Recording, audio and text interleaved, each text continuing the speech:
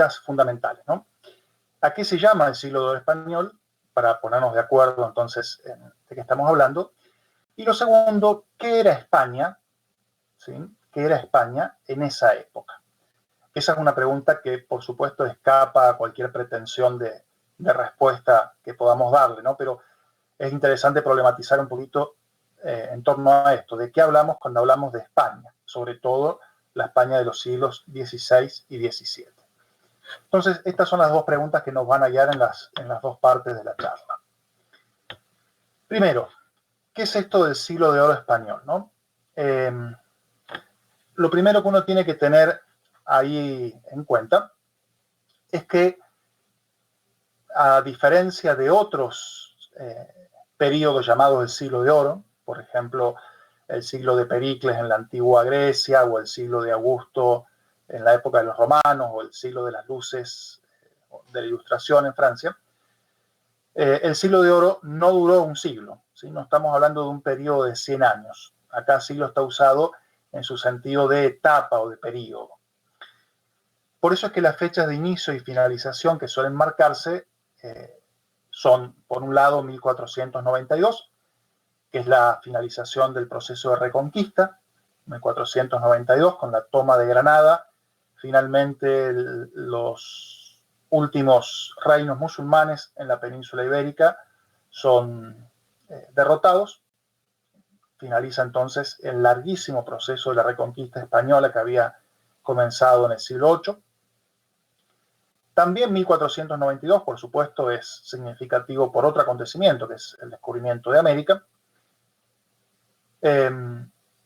Y también en esto que nos ocupa, que es más bien lo literario ahora, la publicación de la gramática castellana de Nebrija, que fue el primer manual de forma y estilo gramático castellano, ¿no? Entonces, esos 3 años son importantes para la hispanidad y particularmente para Castilla, en razón de estas 3 cosas, ¿no? Adintra, hacia adentro, la finalización de la reconquista; hacia afuera, la llegada a América; y en lo cultural, una fecha, un hito importante, que es la publicación de la primera gramática castellana.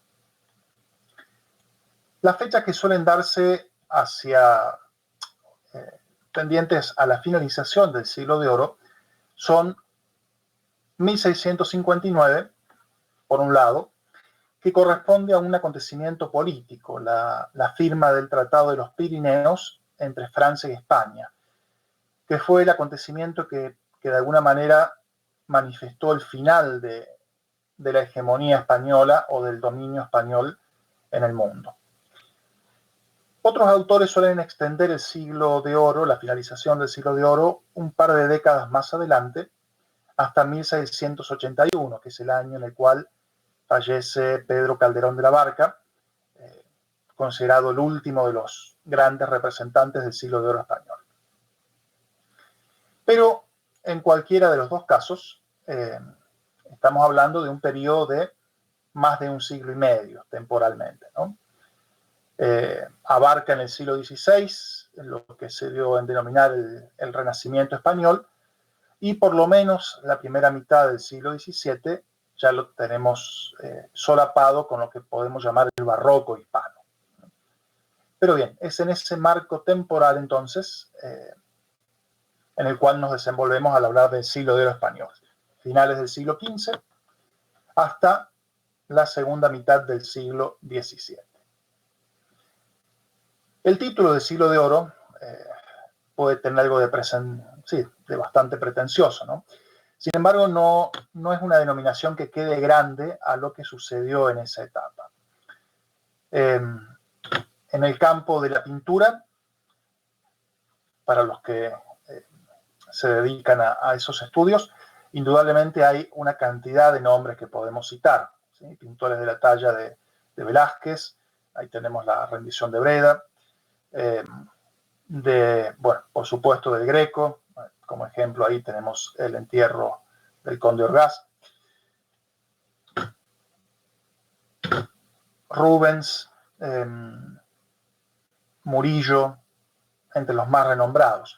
Hay que tener en cuenta de que acá también no están únicamente los pintores que hubieran nacido en la península ibérica, sino que por una cuestión que vamos a mencionar, dentro del siglo de oro, los artistas que podemos mencionar son nacidos en otros lugares, en Alemania, en lo que hoy llamaríamos Bélgica, en Italia ciertamente, ¿no?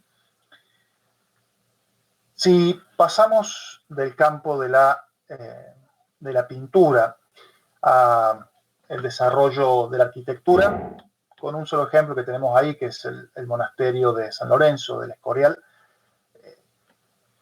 se puede ver fácilmente que el siglo de oro acompañó también la arquitectura. Hay cantidad de ejemplos, ¿no? La Plaza Mayor de Valladolid, el Escorial, prácticamente todo el centro de Madrid, que por esta etapa se convirtió definitivamente en la capital de toda España, a partir de 1561. Entonces, también tenemos un signo distintivo en la arquitectura del siglo de oro. En la música también, ¿no? Esto que se dio en llamar el barroco musical, Juan de la Encina, Luis de Narváez, Diego Pisador, Luis de Milán. Hay también dentro de la historia de la música autores muy representativos que se desarrollan en esta etapa. Si pasamos al ámbito académico universitario, hay un fuerte renacimiento también de los estudios escolásticos, motivados por las nuevas problemáticas que se iban generando, la ruptura de la cristiandad a partir de la Reforma Protestante, el descubrimiento del Nuevo Mundo. Todos esos problemas, esas problemáticas, esos desafíos, fueron llevando a un renacimiento de la escolástica, del pensamiento filosófico, que no se dio en otros países, al menos no con tanta profundidad.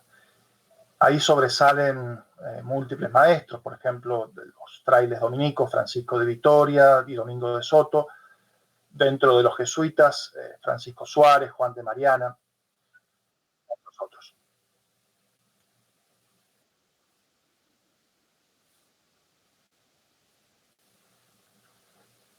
Ah, bien, bien.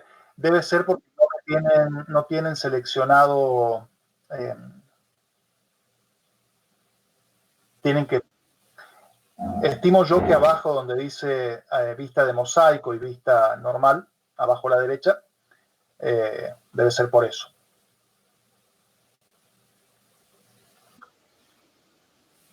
Sí, sí, sí. Estimo que debe ser por eso. De todas maneras, salvo los mapas, no hay nada que sea imprescindible en la presentación.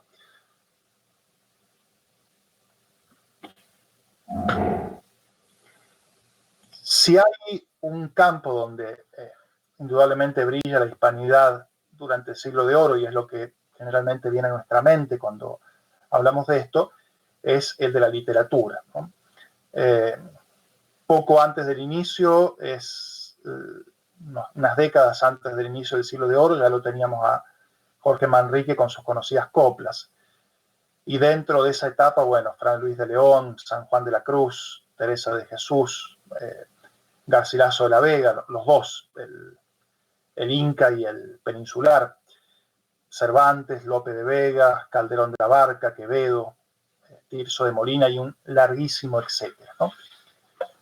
Entonces, bueno, ¿qué fue el siglo de oro? Fueron estos 150, 160, 170 años en el cual la cultura en su sentido más amplio y más abarcativo floreció en España, de forma tal que, como sucede siempre en estas cosas, después, décadas o siglos incluso después, al mirar esta etapa, se acuñó el título, ¿no? Siglo de oro, edad de oro de la cultura española. Probablemente ellos lo vivieron con bastante naturalidad, sin darse cuenta de que, o sin que se les manifestara de forma clara que las letras hispanas estaban alcanzando probablemente su punto más alto en la historia. Esto fue entonces el siglo de oro. De esto hablamos para los que no hubieran tenido alguna aproximación cuando hablamos del siglo de oro. El segundo tópico que queríamos tratar, que va a ser el más extenso, es esto de, bueno, ¿qué era España en esta época? Difícilmente se pueda definir a la España del siglo XVI porque no era lo que hoy llamamos España, ¿no? No era solamente el idioma que hoy conocemos como español, porque en sus territorios se hablaba decenas de idiomas, ¿sí? No solamente los distintos idiomas de la península, el español, el vasco, el catalán, sino los distintos dialectos italianos, alemán, flamenco, francés, por supuesto, en algunas regiones, portugués.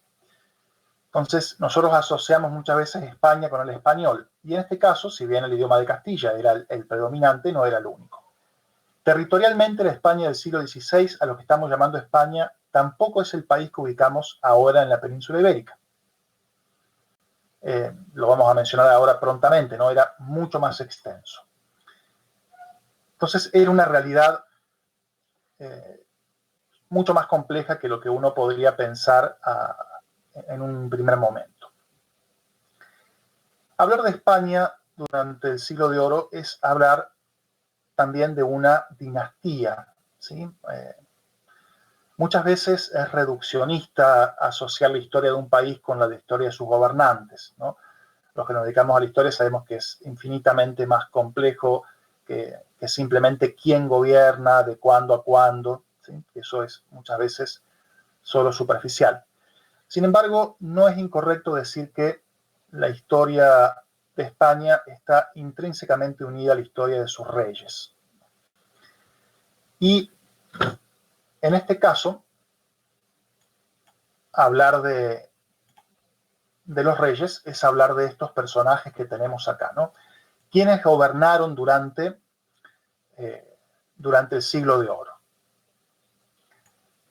Esto después lo pueden buscar, ¿no? Porque hay muchos nombres, fechas y demás, pero es simplemente como para hacer una especie de cronología. Por un lado tenemos a Isabel y Fernando, arriba a la izquierda en este árbol genealógico. Con su matrimonio unen los dos principales reinos españoles de la península ibérica, que eran el reino de Castilla y, por parte de Fernando, el reino de Aragón. Durante su reinado, dijimos también, se produce la conquista de Granada. Gobiernan hasta sus respectivos fallecimientos, Isabel en 1504, Fernando en 1516, y de forma casi inmediata la corona pasa a su nieto, a Carlos, ¿sí? Carlos V o Carlos I. Le podemos decir de las dos maneras, ahora decimos por qué, ¿no? Ese nieto de los reyes católicos era hijo de la princesa Juana, apodada la Loca, y de Felipe el Hermoso. Y acá viene la cuestión que es fundamental. Carlos, que va a gobernar entre 1516 y 1558, durante 42 años, un reinado muy extenso, va a ser descendiente no solamente de Isabel y Fernando por vía materna, o sea, no solamente rey de Castilla y Aragón, sino que por parte de su padre hereda los estados de la dinastía de los Habsburgo, básicamente lo que hoy encontraríamos en el mapa como Austria, y la Borgoña, parte de lo que hoy en día es Francia, ya lo vamos a ubicar en el mapa, Bélgica, Holanda. Esta cuádruple herencia de Carlos es sumamente importante. Y aparte de esto, Carlos va a resultar electo a partir de 1520-1521 emperador del Sacro Imperio Romano Germánico, aproximadamente lo que hoy llamaríamos Alemania. A Carlos le sucede su hijo, Felipe II. Felipe va a gobernar desde 1556 a 1598. Y después, bueno, siguen, no están ahí en la línea, pero siguen otros reyes, Felipe III, Felipe IV y el último de los Habsburgo, Carlos II. Lo retomamos un poquito ahora con el mapa, ¿no?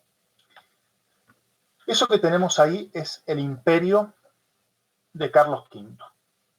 Se le llama Carlos V primero porque fue el primer Carlos en España, pero el quinto de Alemania, digamos, ¿no? Por eso indistintamente le podemos llamar de las dos maneras. Sin entrar en detalles, ¿no? Tratando siempre de que esto sea lo más introductorio posible. Si observamos la cuádruple herencia de Carlos, vemos claramente que tenía, por un lado, Castilla, y aunque no esté en el mapa, Castilla significaba también América, porque el reino de Indias estaba integrado, y estuvo integrado durante siglos, a la corona de Castilla, no como una propiedad, no como una colonia, ¿sí? Sino justamente como un reino integrado. Aquel que era rey de Castilla tenía también potestad sobre las Indias o sobre América, ¿no? Entonces, por parte de Isabel, de su abuela Isabel, Carlos tenía Castilla, lo que vemos ahí como Castilla, Navarra, Granada y América. Por parte de su abuelo, de Fernando, Aragón, Cataluña, Valencia, pero también, si observamos en el mapa, también parte de lo que hoy en día es Italia, Sicilia, Nápoles, Cerdeña. El reino de Aragón era un reino mediterráneo, si uno lo mira en el mapa, estaba controlado o tenía un fuerte impacto en el Mediterráneo occidental. Por vía de su abuela materna, lo que decíamos, la Borgoña, ahí en color violeta, y bueno, parte de lo que hoy en día serían los Países Bajos, Bélgica, el Flandes. Por vía de su abuelo paterno, del emperador Maximiliano, los territorios austríacos, y ahí tenemos en color naranja lo que era el Tirol y Austria. Pero además de todo esto, dijimos que Carlos fue electo emperador. El Sacro Imperio Romano Germánico, de origen medieval, tenía una forma electiva. Los príncipes electores designaban un emperador. Y Carlos también fue, utilizando distintas influencias, herramientas, fue electo entonces emperador, ¿no? Por esto, si volvemos a la línea de tiempo, tenemos ahí a Carlos con toda esa lista de títulos, ¿no? Soberano de los Países Bajos, rey de España, rey de Nápoles, rey de Sicilia, archiduque soberano de Austria, rey de los romanos, emperador y muchísimos más, ¿no? Serían algunos de los principales.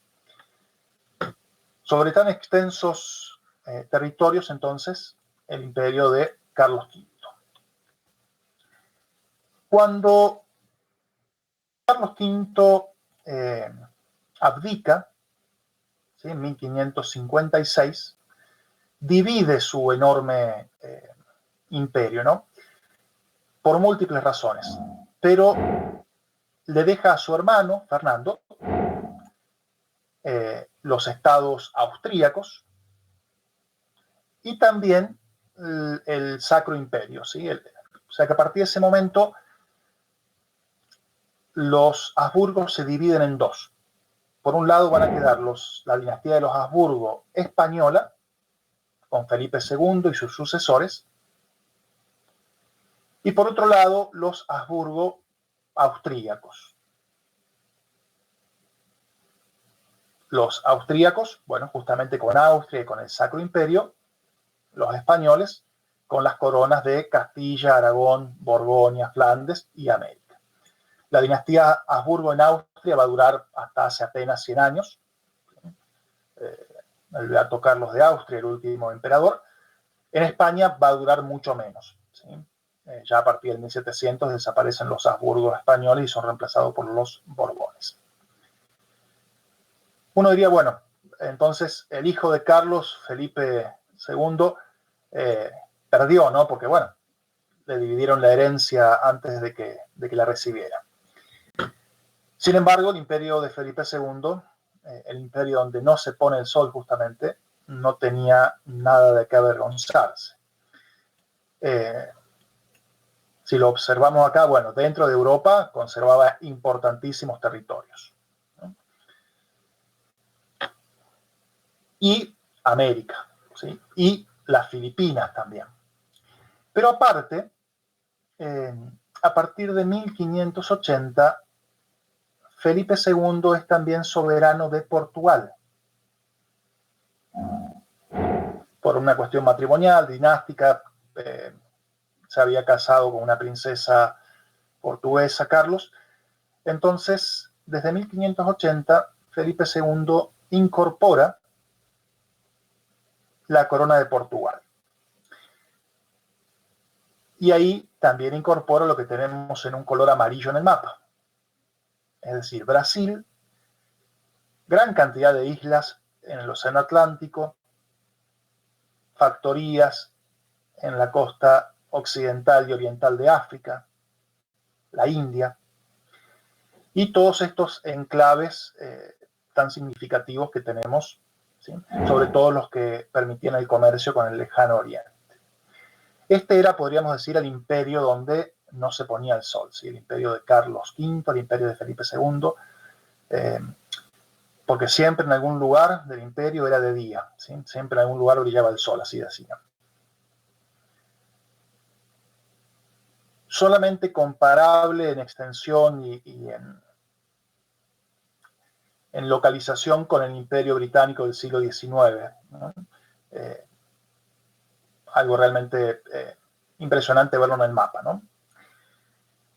Luego de Felipe II siguen 3 reyes más de la dinastía de los Habsburgo, que son llamados por su menor importancia, quizá, o por su menor involucramiento en el gobierno, los Austrias menores o los Habsburgos menores. Son Felipe II, Felipe II gobierna desde 1556 hasta 1598. Después, hasta 1621, Felipe III, Felipe IV hasta 1665, y el último de los monarcas Habsburgo, Carlos II, que va a gobernar hasta su muerte en el año 1700. Ahí se acaban la dinastía Habsburgo, por lo menos en España, ¿sí? Después de la Guerra de Sucesión Española son reemplazados por los Borbones, que poseen hasta hoy en día la corona española. Pero bien, ya los últimos Habsburgos son justamente llamados así, los Habsburgos, los Austrias menores. El siglo de oro finaliza entre los reinados de Felipe IV y Carlos II, ¿no? Hay un periodo ahí que también se llama el de la decadencia española. De todas maneras, algo significativo que yo noté recién en estos días cuando preparaba esto es que en un lapso de más de 200 años, España tuvo apenas 6 gobiernos, digamos, ¿no? Los reyes católicos, Carlos V, Felipe II, Felipe III, Felipe IV y Carlos II. Son 6 gobiernos en 200 años, es una estabilidad enorme, ¿no? Porque reinados de 40 años, de 30 años, no eran muy comunes, por la esperanza de vida, por guerras, por distintos motivos, ¿no? Y que se sucedieran 6 reinados largos, tampoco era muy común. Esto también ayuda a entender un poquito la fuerza de España, quizás, ¿no? Incluso cuando los 3 últimos reyes no se dedicaron mucho al menos de forma personal, al gobierno, sino a través de distintos ministros, explica un poco la estabilidad que tuvo España en esa época. Bien. Eso fue entonces territorial y políticamente la monarquía española durante esa etapa. Sin embargo, y este va a ser el punto central, hay una diferencia. Nosotros dijimos, bueno, el siglo de oro español no es el único siglo de oro, ¿no? Uno puede hablar del siglo de oro refiriéndose al siglo de Augusto en Roma, o al siglo de Pericles en Grecia, ¿no? Pero hay una diferencia entre el siglo de oro español con las demás edades de oro, ¿sí? El siglo de oro español no es la Pax Romana de Augusto luego de las guerras civiles, no es la paz que imperó en Grecia entre las guerras médicas y las guerras de Peloponeso. No es la relativa paz ni siquiera que tuvo Francia durante el siglo XVIII. Tampoco es esa mítica edad de la abundancia que hay en Hesíodo o en Platón, ¿sí? de grandes riquezas y nulas hambrunas. El siglo de oro español es un siglo de guerras. Uno esperaría encontrar la alta cultura y el desarrollo de las letras y de las artes en una etapa de paz y de estabilidad económica, pero no. España salía de varios siglos de guerra, de reconquista, 8 siglos de guerra de reconquista, e inmediatamente se embarcaba en otros conflictos. Por eso vamos a detenernos un poquito ahora en esta cuestión que puede ser un poco tediosa, ¿no? Pero que es lo que a mí me pareció interesante, la cuestión de las guerras. Porque la historia del siglo de oro español es la historia del conflicto de España contra gran parte del mundo. ¿Sí? Quizá incluso, diría algún autor, del conflicto de España contra su peor enemigo, que fue la propia España. Es a veces fácil estudiar la historia de la cultura o la historia del arte como si estuviera desligada de su contexto histórico, ¿no? Por eso me parece interesante escarbar un poco acá en esto, ¿no? La pluma nunca está separada de la espada y de la azada, ¿sí? De las cuestiones políticas y económicas. Brevemente, entonces, vamos a tocar algunos puntos referidos a esto, ¿no? Las causas de este estado de guerra permanente, el desarrollo de las guerras durante los reinados de Carlos V, de Felipe II y de los Austrias menores. Y finalmente, siguiendo en este punto a un autor muy, muy importante, que es Paul Kennedy, que en uno de sus libros, Auge y Caída de las Grandes Potencias, dedica un capítulo a esta cuestión. Vamos a ver las fortalezas y las debilidades que terminaron llevando a la derrota de España, ¿no? Al fin de la hegemonía española, que, repetimos una vez más, coincide, la decadencia imperial española coincide con el fin del siglo de oro, ¿no? Van de la mano. Entonces, estos 4 puntos: causa,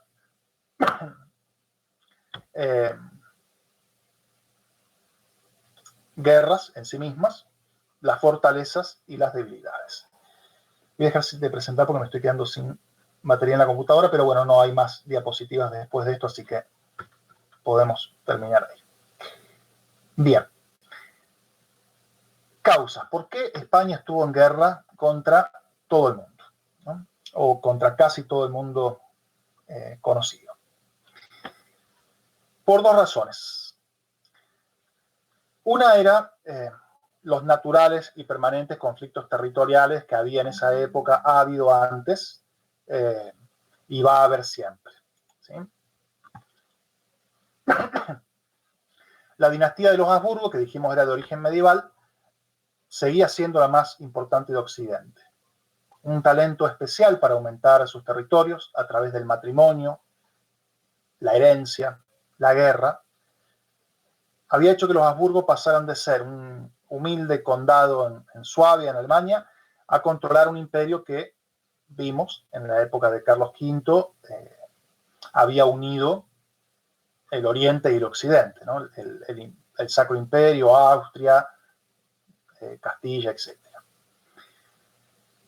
Si bien desde las abdicaciones de Carlos V en 1555 y en 1556 los territorios se habían dividido, esto que dijimos, habían quedado los Austrias, los Habsburgos austríacos por un lado y los españoles por el otro, aún así seguía siendo una familia, una dinastía sumamente importante. Y si bien no puede hablarse de un ansia de dominación mundial por parte de España ni de los Habsburgo, en el sentido de un Napoleón, un Hitler o de los imperios orientales, ¿sí? De un Genghis Khan, etc. Sí es cierto que los Habsburgo casi consiguieron unificar Europa en un alcance o en una dimensión cuyo último antecedente había sido el Imperio Carolingio en el siglo IX. Ahí hay algo interesante, ¿no? Porque uno podría decir, casi sin querer, o por lo menos sin que uno pudiera decir hubo una intención imperial clara, casi sin querer, a través de lo que iban recibiendo por matrimonio o por herencia, a veces de manera casi accidental, los Habsburgo, repetimos, estuvieron a punto de lograr una unificación que no había existido en Europa desde el Imperio Carolingio, ¿sí? Dividido en el Tratado de Verdún en el 841-43.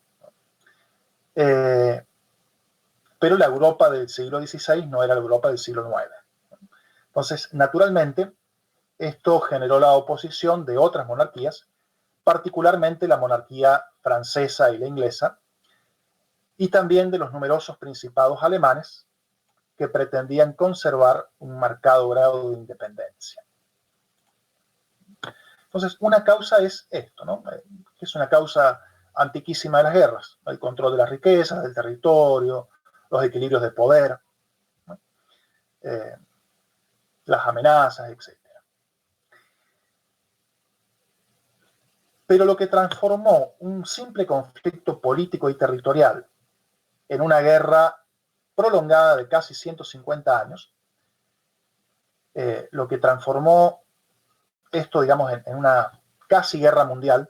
Algunos autores hablan de la anteprimera guerra mundial porque los Habsburgo tuvieron que combatir en Asia, en América, en Europa, en África, ¿sí? En Oceanía técnicamente también, fue la Reforma Protestante, ¿no?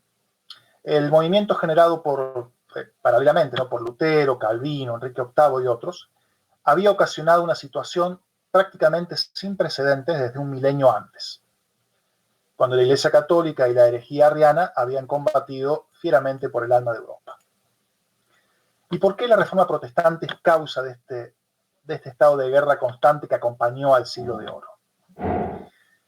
Porque el hecho fue que los monarcas Habsburgo más prominentes y poderosos de principios de la modernidad, el propio Carlos V y Fernando II, su hermano en el imperio, y Felipe, su hijo en España, o sea, los monarcas Habsburgo fueron también quienes más militaron en defensa del catolicismo. A diferencia, por ejemplo, de los monarcas franceses, que también eran católicos, pero cuya política exterior, diríamos, la política exterior de Francia, no tenía intereses marcadamente religiosos, ¿sí? Los franceses eran católicos, los reyes de Francia también, pero sin embargo no podemos identificar las guerras de Francia con una cuestión religiosa. Ahí vamos a mencionar por qué poco más adelante. Por tanto, es absolutamente imposible separar las tendencias políticas de las religiosas en las rivalidades que asolaron a Europa en ese periodo. Así como tampoco podría separarse la producción artística del Siglo de Oro de la concepción religiosa de la realidad, que se manifiesta aún en las sátiras contra los miembros de la Iglesia. ¿Sí? Tampoco se puede separar la cuestión religiosa del problema político que se desarrolló en estas etapas. Segundo punto, dijimos, las guerras en sí. Un desarrollo un poco, voy a tratar de hacerlo lo más simple posible, pero un desarrollo acá de cómo fueron las guerras. Van a ser varios años y demás, pero es simplemente como para hacer una pintura general del periodo, ¿no? La lucha de España contra los turcos, contra el Islam, se prolongó durante todo el Siglo de Oro y más allá. Cuestión fundamental para entender es que el Islam del siglo XVI, del siglo XV, del siglo XVII, no es el de hoy en día, ¿no? Por ejemplo, estaba, fundamentalmente el Imperio Otomano, los turcos, ¿sí? Que ocupaba el norte de África, por supuesto lo que hoy en día es Turquía, Constantinopla, que en 1529 estaba por primera vez golpeando las puertas de Viena. Viena es corazón de Europa, capital de Austria. que recientemente había sido expulsado de España en 1492, pero que inmediatamente del otro lado del estrecho de Gibraltar todavía estaba, ¿no? Entonces, hay una guerra constante entre los Habsburgo y el Islam. Ya no es cosa interesante una guerra entre los cristianos y el Islam, ¿sí? Porque los que toman un poco ahí la posta del conflicto son los monarcas Habsburgo. Otros países, Francia por ejemplo, no tienen ningún problema en aliarse con los turcos, ¿sí? Pero bueno, hay un conflicto constante ahí entre España y los musulmanes. Cubre todo el periodo. No hubo periodo de paz. Después, el intento español de aplastar la rebelión protestante de los Países Bajos duró de 1560 a 1648. Es la llamada Guerra de los 80 años, ¿sí? O sea, la corona española estuvo en guerra contra los rebeldes de los Países Bajos durante 80 años. Y después, la guerra, ¿sí? El conflicto multidimensional de los Habsburgos austríacos y españoles contra las sucesivas coaliciones de estados enemigos, que va desde 1618 hasta 1648, ha sido conocida como la Guerra de los 30 años, que es una guerra donde básicamente se enfrentaron los Habsburgo, españoles y austríacos, contra Francia, contra Inglaterra, contra Holanda, contra Suecia, contra los principados alemanes. Bien. Naturalmente, podemos hablar de otras guerras en este periodo. La guerra, porque cronológicamente está ubicada acá, por ejemplo, la conquista de México. ¿Sí? Uno podría hablar de una guerra contra el Imperio Azteca o la conquista del Imperio Inca, pero a nivel de escala y de esfuerzo bélico son insignificantes, ¿no? España nunca mandó ejércitos a América, ¿sí? Nunca salió de España un ejército hacia América, ¿no? Había conquistadores que venían más o menos armados, grupos más o menos grandes, pero nunca hubo una política de enviar ejércitos a América, ¿sí? Bien. Durante el reinado de Carlos V, la primera guerra en Italia, recordemos que el sur de Italia era español por herencia. También durante el reinado de Carlos V, una invasión terrible del Imperio Otomano que, como dijimos recién, llegaba a las puertas de Viena en 1529. La mayor parte, para que nos demos una idea, ¿no? La mayor parte de lo que hoy en día es Hungría estaba en manos del Islam, ¿sí? Paralelamente, el Mediterráneo, los corsarios, o los piratas más que corsarios, de Berbería, del norte de África, que golpeaban las puertas de Roma en ocasiones, ¿no?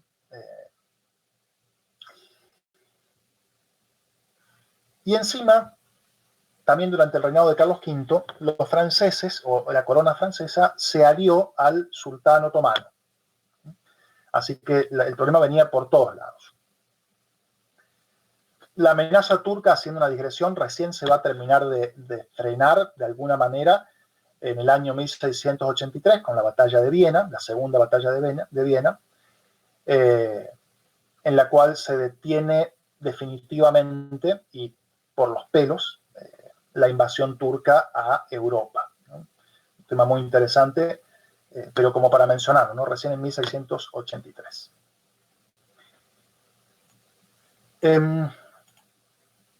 Durante tiempos de Felipe II se agrega otro problema, que son los Países Bajos. Los Países Bajos es lo que hoy llamaríamos, el Flandes, es lo que hoy llamaríamos Bélgica, bueno, los Países Bajos propiamente dicho, Holanda, una parte de Francia, de Alemania, que por una cuestión económica de impuestos, pero también religiosa, habían sido convertidos al protestantismo, se rebelan contra el rey Felipe II. Y eso termina llevando a la guerra que decíamos recién, la guerra de los 80 años. La parte del norte, Holanda, digamos, la pierde España, conserva lo que vendría a ser Bélgica, la parte del sur. Pero en esa guerra por un territorio que podría parecer pequeño, insignificante, pero que tenía un potencial económico extraordinario, interviene también otro adversario que se suma, que es Inglaterra. ¿Sí? De Inglaterra también anglicana ahora, de la reina Isabel, que le declara la guerra a España. Ahí tenemos la famosa y trunca invasión o fracasada invasión española hacia Inglaterra, la de la Armada Invencible, en 1588, si mal no recuerdo. Entonces, bueno, estamos hablando de Francia, los principados alemanes, los Países Bajos, Inglaterra, por decirlo al pasar, batalla de Lepanto, 1571, ¿sí? Esa gran batalla entre España, Venecia y la Santa Sede y los estados pontificios contra la flota turca. Lepanto, incluso a los que no son muy afectos a la historia, les sonará por Cervantes, ¿no? El Banco de Lepanto, que combatieran esa batalla. Y bueno, después ya durante el periodo de los Austrias menores, la guerra de los 30 años que dijimos, también por los Países Bajos, y un desgaste constante, ¿no? Porque a todo esto es el auge de los piratas, por ejemplo, en el Caribe. Ni siquiera el Reino de Indias, ni siquiera América estaba exceptuado de esta situación de conflicto constante, ¿no? Pero bien, ¿cómo finaliza? Me estoy salteando algunas partes para que no se haga tan largo, ¿no? Si a alguno le interesa, después le puedo pasar la bibliografía, ¿no? Pero ¿cómo finaliza esto? Después de toda esta etapa de guerras, a comienzos de 1648, España firma la paz con los holandeses, se reconoce la independencia de Holanda, y en 1649 firma el Tratado de los Pirineos, que mencionamos como una de las fechas que se da como fin del siglo de oro español. En ese tratado, que bueno, se firma justamente entre Francia y España, España termina negociando, no tiene condiciones particularmente duras el Tratado de los Pirineos, como va a ser después el Tratado de Utrecht u otros, ¿no? Pero marca la obligación que tuvo España de sentarse a negociar con su archienemigo y repartir sus influencias en Europa. ¿Sí?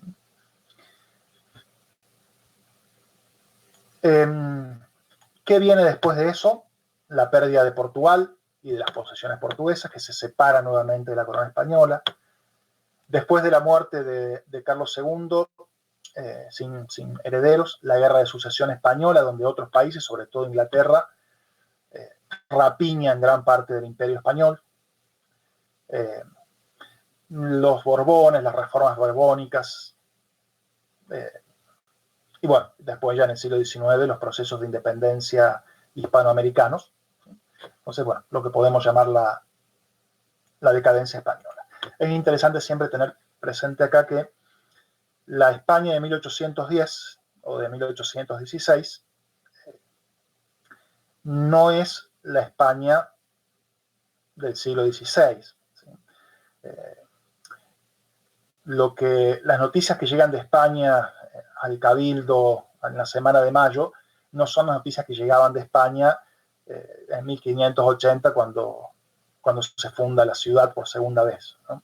Entonces, es muy interesante, esto también nos ayuda a ver un poco a entender un porqué de nuestros procesos de independencia y demás, ¿no? La España del 19 no es en muchos aspectos la España del 16. Bien, habíamos dicho marcar un poquito las fortalezas y las debilidades de esa España del siglo de oro, ¿no? Fortalezas. Por un lado, las económicas y demográficas. No hay censos exactos para la época, ¿no? Pero no sería ilógico suponer que alrededor de un cuarto de la población de la Europa de esa época vivía en territorios gobernados por los Habsburgo. Casi un cuarto de la población europea.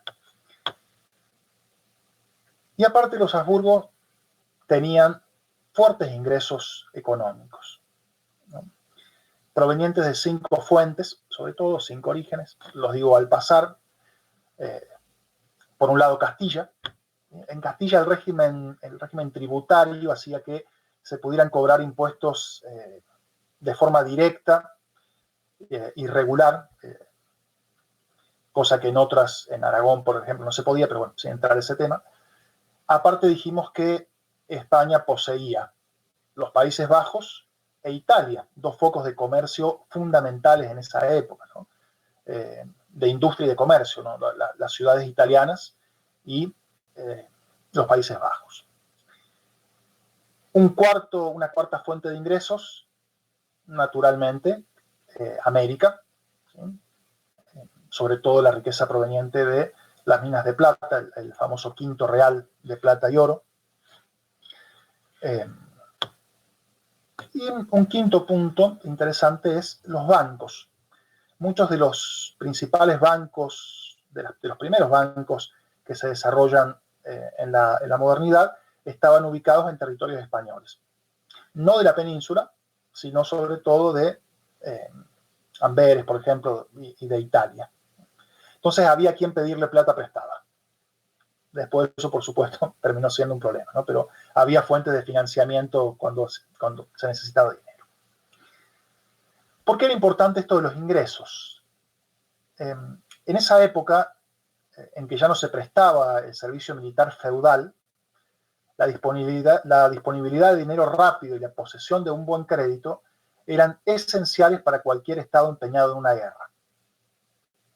Ya no es la época de los caballeros, o no tanto, ¿no? En que, bueno, el vasallo proveía a su señor con sus milites y demás, sino que ya estamos en una época de lo que se llamó la revolución militar, ¿no?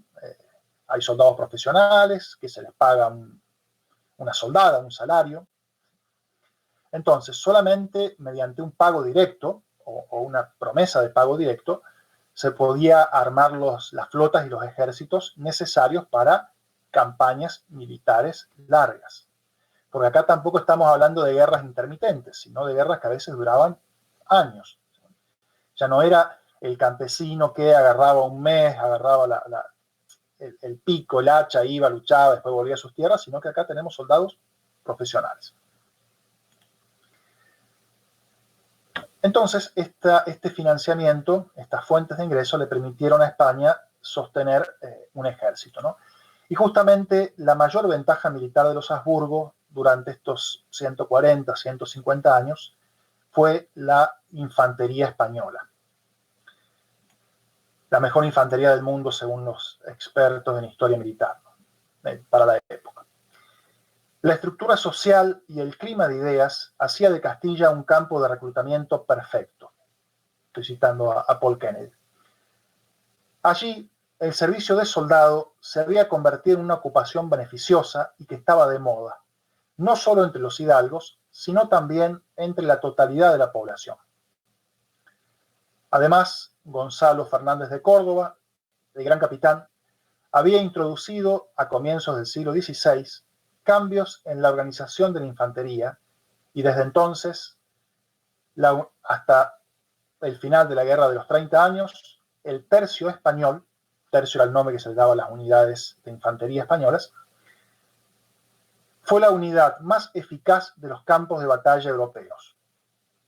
Con estos regimientos, integrados incluso por 3.000 piqueros, espadachines y arcabuceros, entrenados para funcionar armónicamente y prestarse ayuda mutua, el ejército español barrió innumerables enemigos, en algunos casos muchos más numerosos y pertrechados.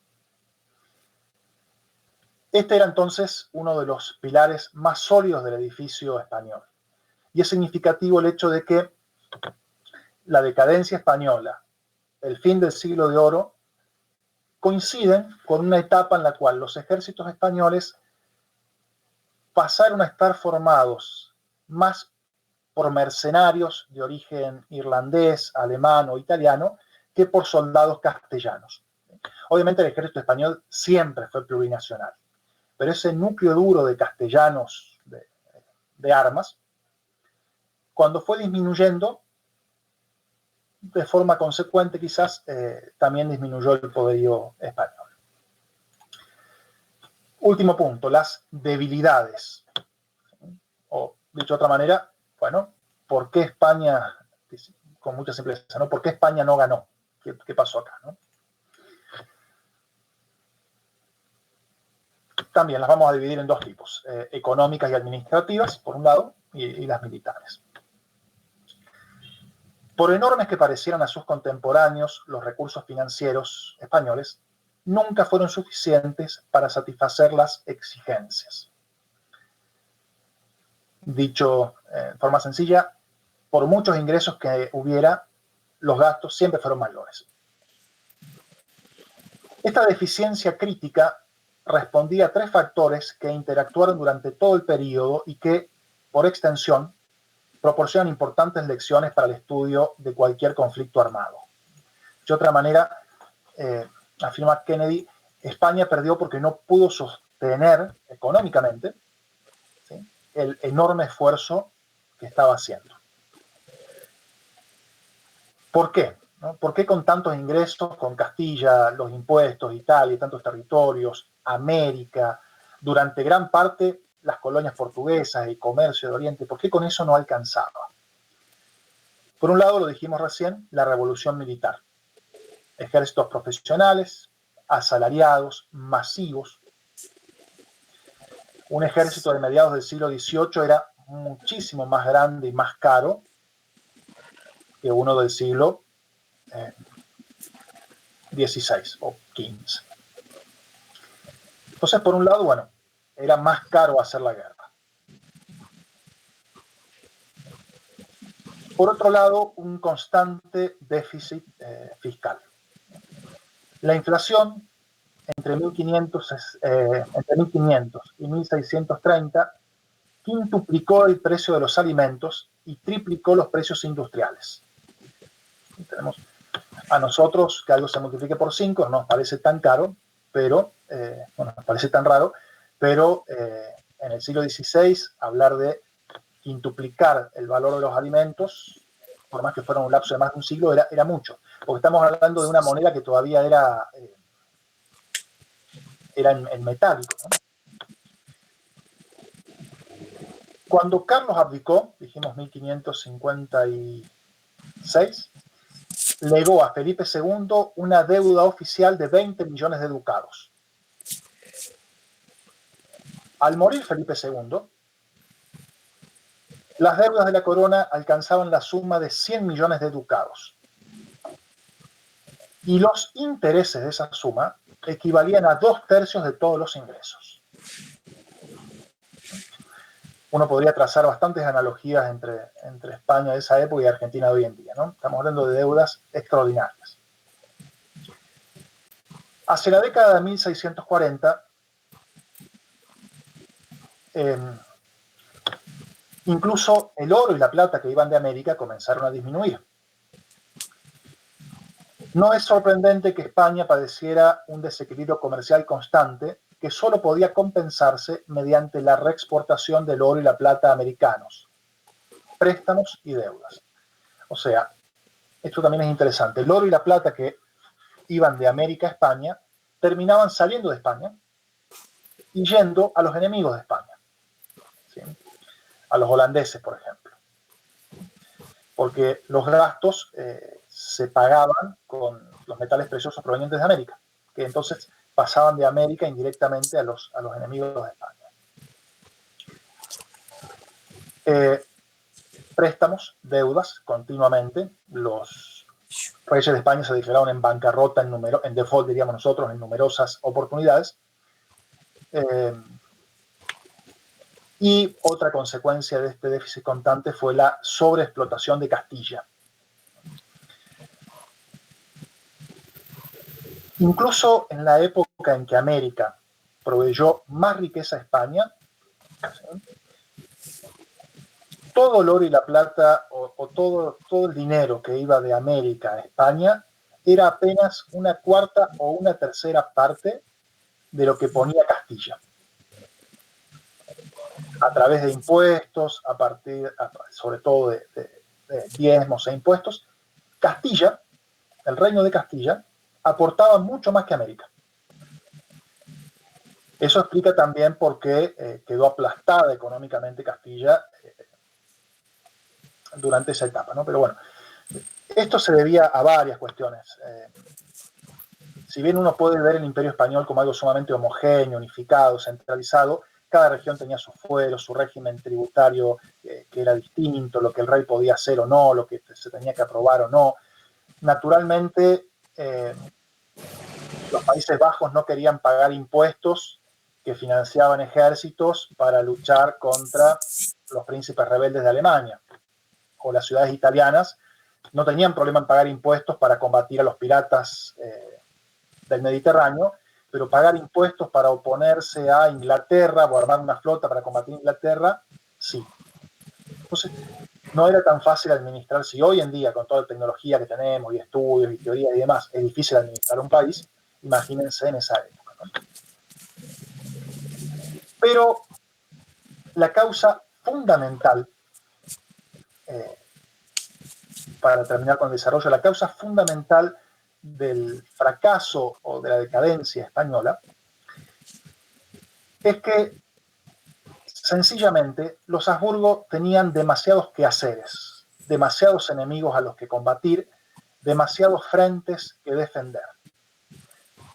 La resolución o el coraje de las tropas españolas en la batalla no podía compensar el hecho de que estas fuerzas tenían que ser dispersadas en guarniciones, en el norte de África, en Sicilia, en el Nuevo Mundo, en los Países Bajos, en las Filipinas y por supuesto también en la misma península ibérica.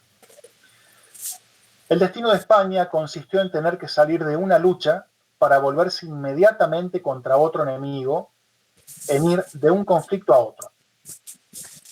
La breve paz con Francia fue sucedida por la guerra con los turcos. Una tregua en el Mediterráneo era sucedida por un conflicto extendido en el Atlántico y por la lucha por la Europa del noroeste. Durante algunos periodos terribles, la España imperial estaba luchando simultáneamente en 3 frentes y sus enemigos se ayudaban diplomática y comercialmente, cuando no, lo dijimos, militarmente. Y España no quería soltar nada, esta es la otra, ¿no? Porque uno podría preguntarse, bueno, si tenían que luchar en tantos frentes, ¿por qué no se rendían en uno? Quizá porque no está en el alma española, pero la cosa es que España no quería abandonar nada, ni abandonar a sus primos austríacos y dejar hacer al protestantismo, ni soltar a América, que la financiaba y sobre la cual tenía un mandato evangelizador, ni a Italia, que era el baluarte contra los musulmanes en el Mediterráneo, y ni siquiera a los Países Bajos. Al aceptar esta lógica, la corona española se comprometía a una guerra de desgaste extendida que se prolongaría hasta que se asegurara la victoria, o se llegara a una paz negociada, o se agotara el sistema, lo que finalmente pasó. Ahí Paul Kennedy hace una analogía muy interesante, ¿no? Dice, España se parecía a un oso que cayó en un pozo y es atacado por los perros. Individualmente, es mucho más fuerte que cualquiera de los perros que lo atacan y podría derrotar a cualquiera.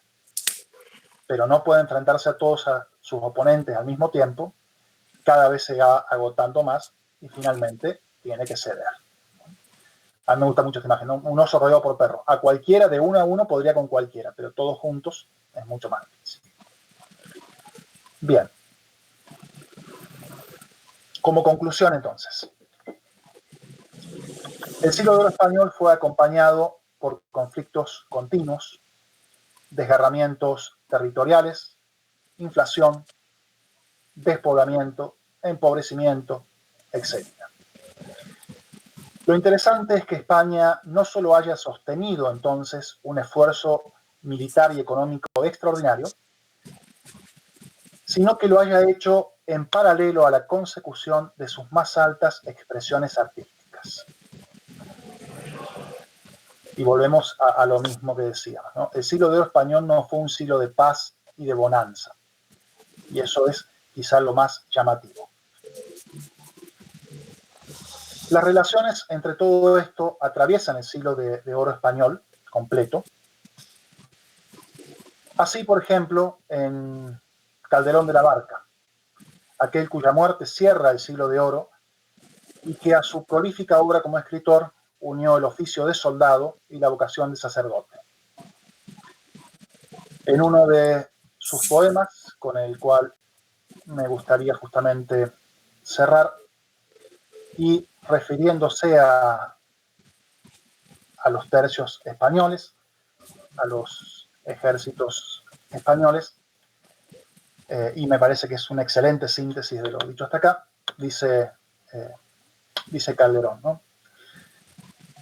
Este ejército que ves, vago al hielo y al calor, la república mejor y más política es del mundo, en que nadie espere que ser preferido pueda por la nobleza que hereda, sino por la que él adquiere. Porque aquí a la sangre excede el lugar que uno se hace, y sin mirar cómo nace, se mira cómo procede. Aquí la necesidad no es infamia, y si es honrado, pobre y desnudo un soldado, tiene mejor cualidad que el más galán y lucido. Porque aquí a lo que sospecho, no adorna el vestido al pecho, que el pecho adorna al vestido. Y así de modestia llenos a los más viejos verás, tratando de ser lo más y de aparentar lo menos. Aquí la principal hazaña es obedecer, y el modo como ha de ser es ni pedir ni rehusar. Aquí, en fin, la cortesía, el buen trato, la verdad, la firmeza, la lealtad, el honor, la bizarría, el crédito, la opinión, la constancia, la paciencia, la humildad y la obediencia, fama, honor y vida son caudal de pobres soldados, que en buena o mala fortuna, la milicia no es más que una religión de hombres honrados. Gracias. Muchísimas gracias, profesor Teruel. Excelente la exposición. No sé si van a tener algunas preguntas.